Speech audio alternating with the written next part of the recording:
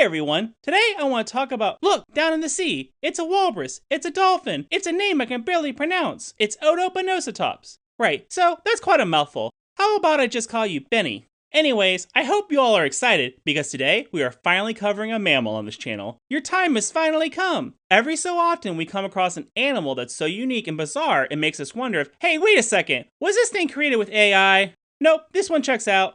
That's good. Anyways, as I was saying, sometimes Mother Nature likes to get a little weird, and for some reason, it's often you guys who are the culprit. But before you think this is just a prehistoric narwhal who hadn't yet figured out where to put the stabby end, I have a confession to make. This whole time, I've only been showing you Benny's good side. If we turn him around, we can see that his other tusk is boring.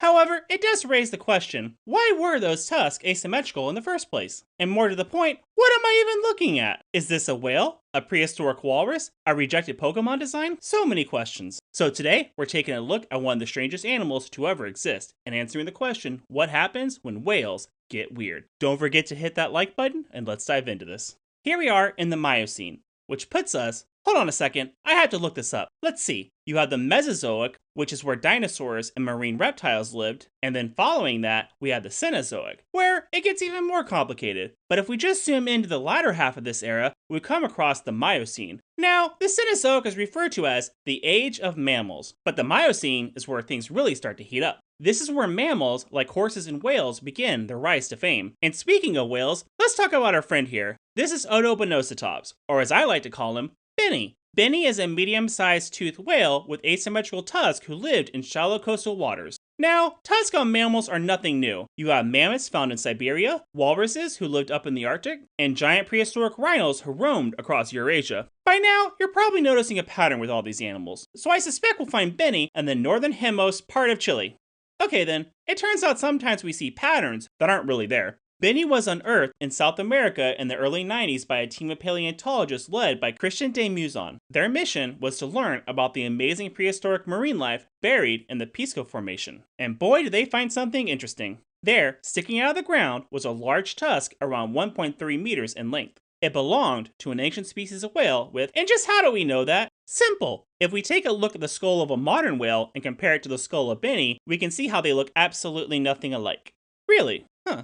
I really thought we had a winner with that one. But, as we can see, looks can be deceiving. One of the features common in all toothed whales is asymmetry, which we see in dolphins, orcas, and even sperm whales. And if we look at Benny's skull, we can see it there too. But we don't see it in the skulls of other animals like walruses. Now, all that's great, but I like to keep things simple. So what's something that all whales and dolphins are famous for? Seriously? Do you have any idea how long that would take to animate? But I think you're on the right track. All whales need to breathe air, so their nostrils have evolved to sit comfortably on the top of their skull, which is exactly where we see the nostrils on Benny, at the top of the head, just above the eyes. Wait, no, they're actually over here at the tip of the snout.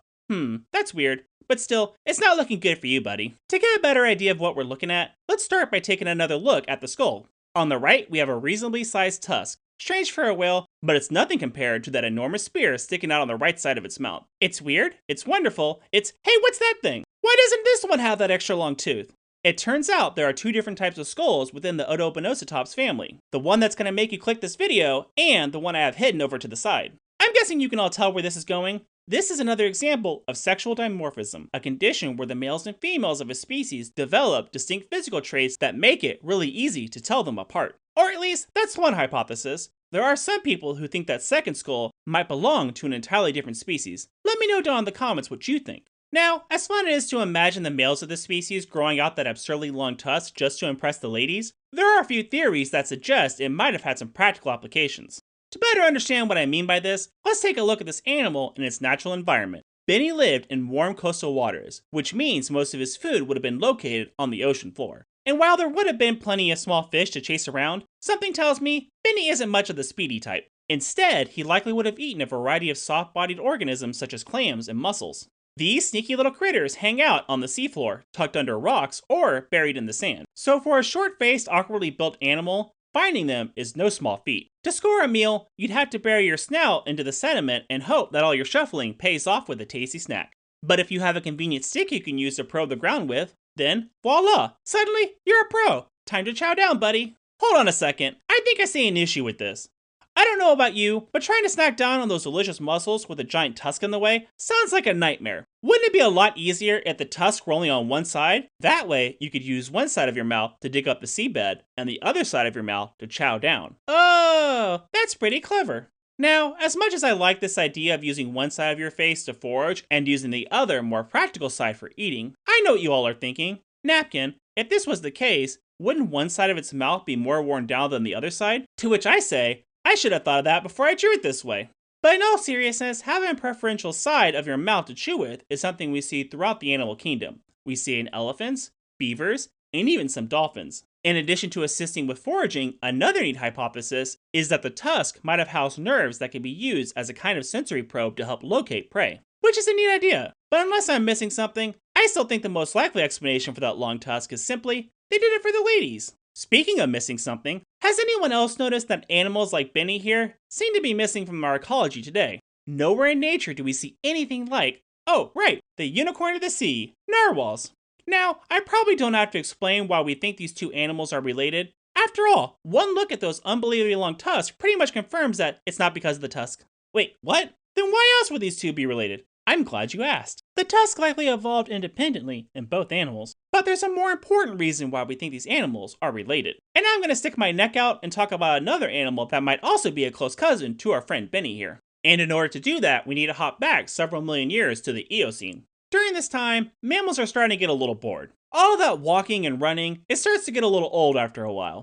And with all those giant marine reptiles gone, the ocean is practically begging to be conquered. And so, two small terrestrial carnivores took to the seas and began their incredible journey. One of them was an animal known as Pachycetus, who lived in what is today modern Pakistan. Pachycetus has long legs, sharp teeth, and a body built for land, but its ears and skull structure hinted at what was to come.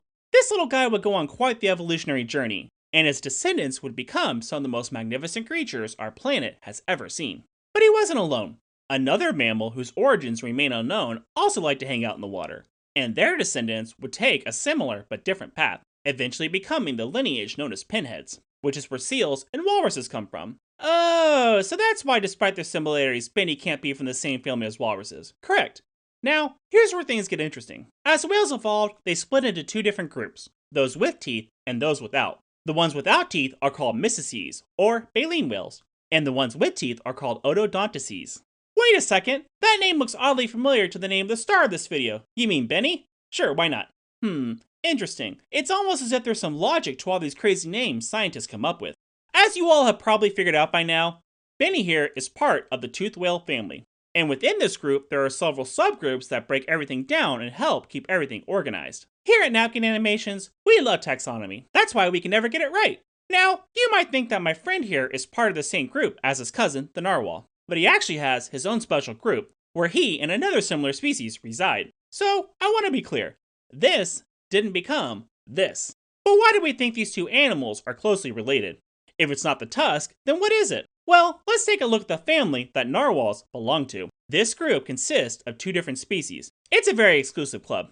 These two animals are narwhals and beluga whales. Already, you can see that tusks aren't important for admission. The most unique feature that separates these two whales from all other whales is their incredible necks. Both of these animals have unfused neck bones, which allows them to have an absurd amount of flexibility in their necks. For example, belugas can extend their necks up to 50 degrees while feeding, and narwhals, while less flexible than belugas, have a greater range of neck motion than any other living whale. So then, if flexibility is the hallmark of the narwhal group, how does Benny stack up? Whoa, Benny, I always knew you had it in you. But hold on a second. If Benny's neck is more flexible than the whales who are basically famous for their flexible necks, then why can't Benny be in the same club?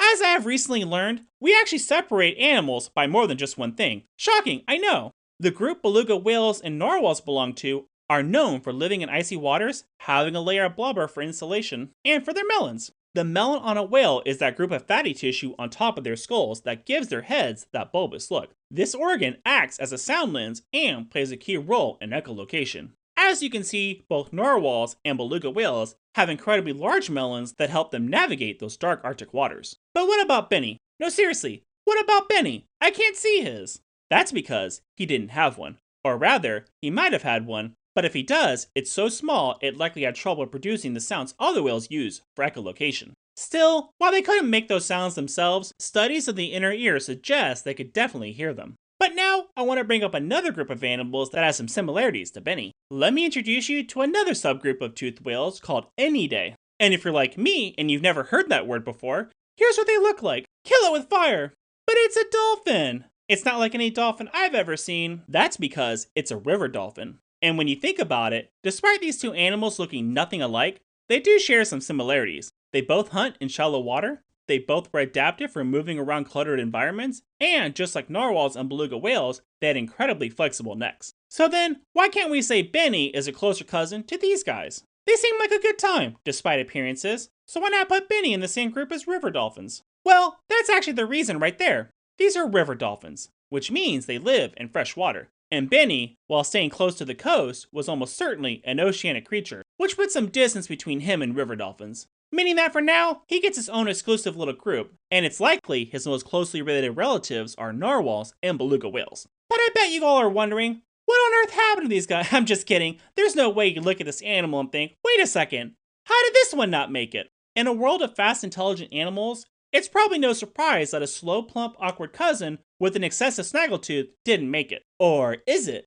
The niches in which these animals thrived are still around today. We've already talked about river dolphins, but even those strange evolutionary aspects that seem random at a glance have popped up in similar creatures. This bizarre toolset is valuable even today. The areas where this animal was most specialized are still being used. So then, why couldn't Benny just continue doing his own thing? After all, this is long after the reign of dinosaurs, and there haven't been any more mass extinctions since then. Oh wait, there were? What do you mean we're in one right now? Unfortunately, throughout the Miocene and then later in the Pliocene, our planet went through significant changes. As temperatures dropped, the oceans cooled and it put new pressures on the planet's ecosystem. When this happens, the most important survival function you can have is flexibility. The neck doesn't count. You need the ability to adapt. Those animals who are the most specialized are often the most vulnerable when the niches they evolved to specialize in start to collapse. We saw the same thing happen to sharks with the disappearance of world-tooth sharks, as well as many other animals who become highly specialized to their particular environment. As Benny's ecosystem faced increasing pressures from the changing climate, the other marine mammals, who had the flexibility to hunt animals further out at sea and in colder waters, managed to outcompete them. It wasn't until the planet began to warm up and those shallow water niches became abundant that we saw the return of animals who filled the role that Benny formerly had. So in the end, I'm guessing having a long stick randomly sticking out of you isn't the most advantageous feature an animal can have. Oh no, it's actually more common than you think. In fact, if we take a look at this guy, we can see that you're about to end this video, aren't you? Guilty as charged. Unfortunately, we're out of time, so I guess we'll have to leave the story of the dinosaur who never was, but probably should be, for another video. Until then, I want to thank you all for watching. If you enjoyed this video and would like to see more, please consider subscribing to my channel, and don't forget to bring snacks.